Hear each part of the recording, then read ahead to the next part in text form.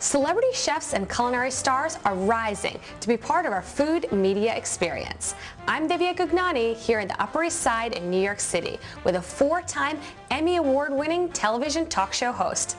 So let's go behind the burner and see how it's done.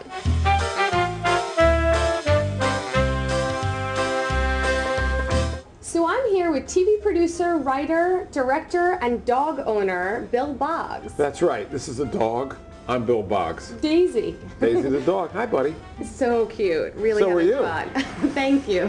I love the compliments. We're getting off to a good start. That's not a bad idea. So, Bill, these days everyone has got a podcast, a web show, and if they're lucky enough, they're on broadcast TV. So we're here with you to get your best tips, tricks, and techniques to be a successful TV host. Well, the first thing is, I think, what kind of show do you want to host? Do you want to host a show like this, a talk show, or do you want to host like a reality show like Survivor? It depends on what it is. What your specialty is talk show? Yes, I basically have been a talk show host my entire adult life, interviewing people. I've won 4 Emmys, and I like talking to people. And so I think one of the key things is you're easy to talk to. Listening. I think listening is a totally underrated art. And listening, people think that listening is like passive, but listening is actually an activity. And I think that if who was it? Bob Iger, the president of Disney, said, if you want to make somebody more interested in you, spend more time listening to them. So one of my first tips would simply be to cultivate the art of listening. Basically, after a long career in television, hosting many different shows and being executive producer of the Morton Downey Jr. show on Court TV, I wanted to get back, after 2 executive producing jobs, I wanted to get back on television, and I thought, what am I really interested in? I'm interested in food, I'm interested in certain sports, and I'm interested in travel. So I ended up with a show on the Travel Channel, 10 years on the Food Network, and working with Bill Boggs' Corner Table on the Food Network. First was actually TV Diners with Nina Griscom, then Bill Boggs' Corner Table, and I also was on something called Food News and Views. So I spent a decade on the Food Network. It was a huge amount of fun. And the reason, how I got onto it was I just willed myself onto it. Can I will myself onto it too? Yes, you're doing that right now. No, good. I'm channeling your energy. I'm hoping you're rubbing up some good luck on me. No, so here's what happened.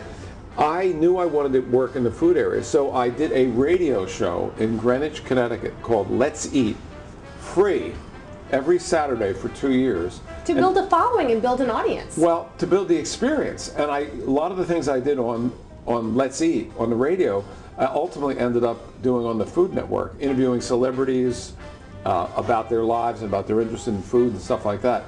So what happened was, when I heard the Food Network was being created, I had the credibility in food because I had been doing this radio show. And you had the practice, which is another great tip. You really need practice. Practice makes perfect. Yes, that's correct. It is an ongoing process. Yeah, good lighting is important. You want to always bring out the eyes. It's very important because eyes connect with the viewers. Right.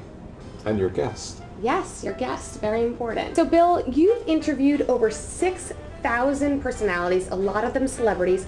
Where can we see some of this? A lot of them dead, that's true. So where can we see this amazing footage? Well, obviously I don't have tapes of all 6,000, but over the years I've kept highlights of interviews with all manner of people. And what we're doing now is making a concerted effort to put them on BillBoggs.com so that I can actually share my work with the world, and this is going to go on in perpetuity. So if you go to BillBoggs.com, we've got everyone from Martha Stewart to James Brown, Placido Domingo, Miles Davis. I mean, there's amazing some fabulous array. Photos as well when you look at them, and you won't even believe. First of all, you look totally different, which is hysterical. The hair was a totally different. The 70s, 80s hair. Yeah, there was some serious 70s, 80s hair going on in there. This book is a hardback, came out in paperback last year.